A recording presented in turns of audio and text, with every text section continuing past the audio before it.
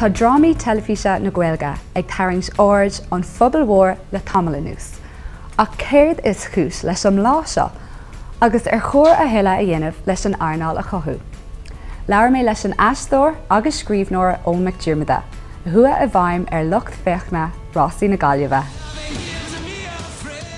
Is deisíntacha mar tá dá hangad le ghala léir spéir agus Ghaeilge, so tá níos mú deisina agus seantaí a páirtaí go háirid ar stáite agus inis ó bunú TG cad ar a telefís.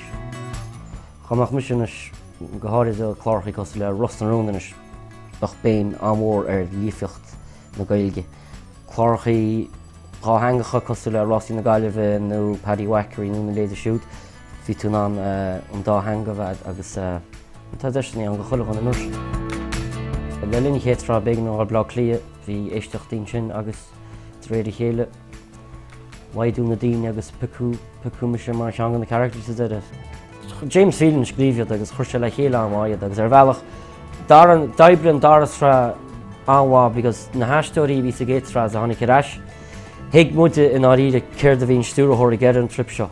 Hiag muide gur an béim ar gdáin agus gur sé geirn smú béim a chur ar gdáin. Ná nátachaí beidir gur sé beag an íon ró slapstick scatí, ba targan sé sin na cholarad. A cheapan go raibh se.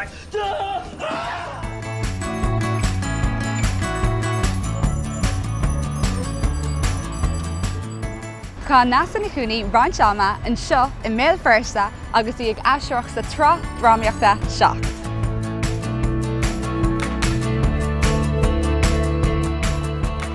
Ceapam gra tholathairt faoi seacht, chó difriúil, chó nua aimsire, rud nach raibh dunnta a riamh. Ní raibh chlár telefíse dráma ar TG4 trí bhean na Ghaeilge riamh hána. Bhí subalchlár Rosnarúna nach sin méid, agus bhí bearn na mór an sin ceapam le haid déagarí agus daoine ar an ollscoil just rud a chin eile chomh sin.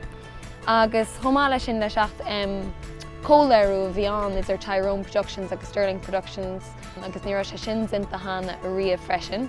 Bhí sé sitsa I cathair béal feirste, bhí sé a chur seachtar déagóirí agus síl an ollscoil síl sóisialta a bhí ag daoine agus bhí go leor drogaí agus gnéis agus mar sin de mu taithí le seacht.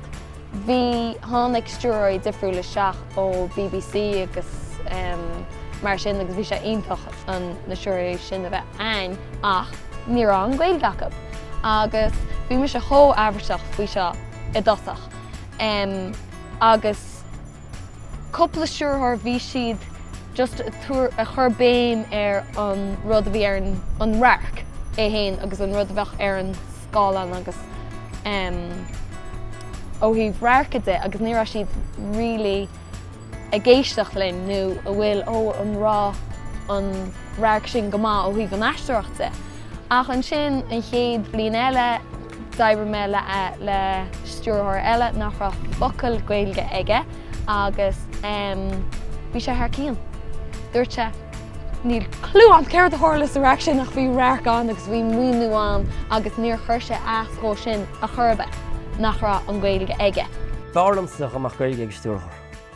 Mar tá an plé agus láirtain leis. Nus tuigim nuair thosa an áitear dús má ar bégan stúrthóirí le béarla áilisteach agus má ar stúrthóirí áitiúil a réáil agus an stuff sin ar fad. A chanis tá go leor stúrthóirí thart a bhfuil Ghaeilge acu agus ní cin fáin nach féidir sin úsáid níos minicí.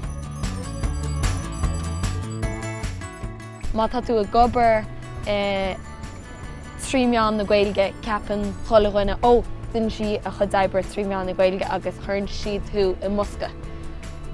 Ach, sure, tarlinn sé sin na chola san scoil stóí ach chuirn sé sin asal. Chamach mu sé bra aisteoireacht ní bheith me I duna róha. Tá tálam gur tuú deisiim scriptaí gur Rosnarúna scríomhar seo. Is síl an uignachí síl na aisteoireachta.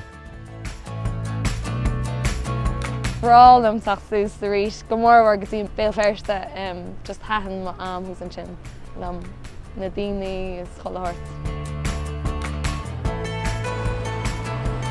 Ábhar macnamh an sin ón taobhaiste de airneall na nrámaí telefíse.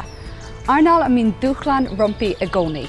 Ach, le passion agus leis an takeíocht cheart ó chréaltarí, is cínse ghfuil todhchaí gheall roimh rámíocht Ghaeilge fós.